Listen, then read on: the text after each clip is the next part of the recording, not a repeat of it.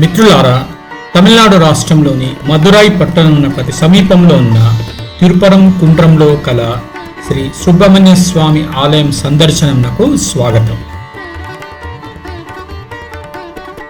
శ్రీ సుబ్రహ్మణ్య స్వామికి చెందిన ఆరుపడైవీడు దివ్యక్షేత్రాలలో ఈ దివ్యక్షేత్రము ఒకటి. ఈ దివ్యక్షేత్రము మదురై పట్టణానికి దాదాపు 10 కిలోమీటర్ల దూరంలో ఉంది. ఈ ఆలయం చేరుటకై బస్సు సౌకర్యము మరియు ప్రైవేట్ వాహనాల సౌకర్యం కూడా కలదు.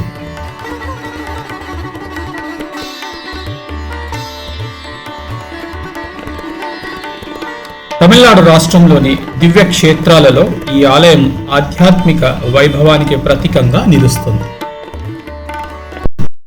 ఈ ఆలయం చారిత్రకంగా చాలా ప్రాచీనమైనది. ఈ ఆలయం పాండ్యుల కాలానికి చెందినదిగా భావించబడుతుంది.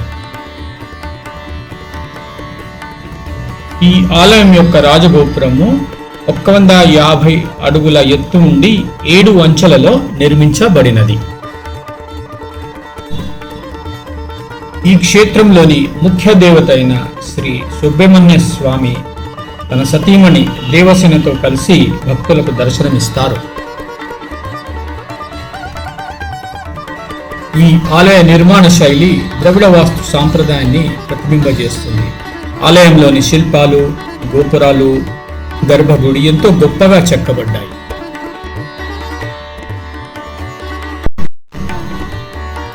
మొదటి 2 గోపురాలు దాటిన తర్వాత గర్భగుడి 30 అడుగుల ఎత్తులో ఉంటుంది.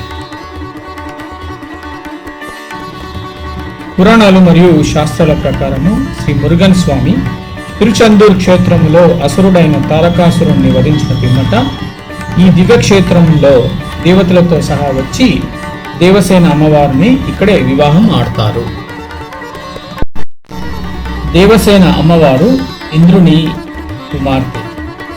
ఈమెను ఐరావతము పెంచి పెద్ద చేసింది కాబట్టి దేవసేనను దేవయాని అని అంటారు. యాని అంటే తమిళంలో ఏనుగు అని అర్థము.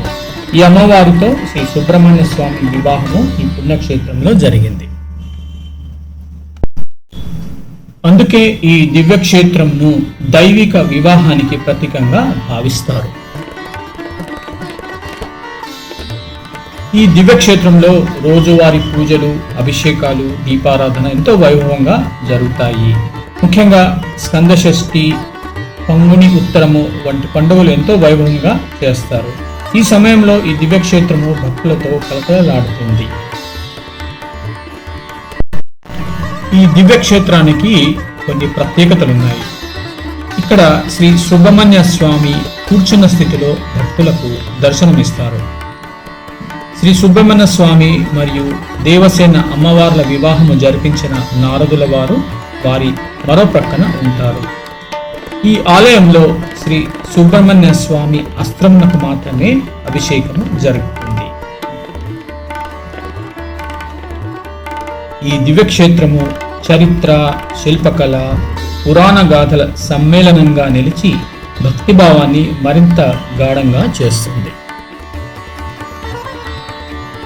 ఈ దివ్యక్షేత్రానికి సంబంధించిన వీడియోని చూసిన మిత్రులందరికీ నా యొక్క ప్రత్యేక ధన్యవాదాలు.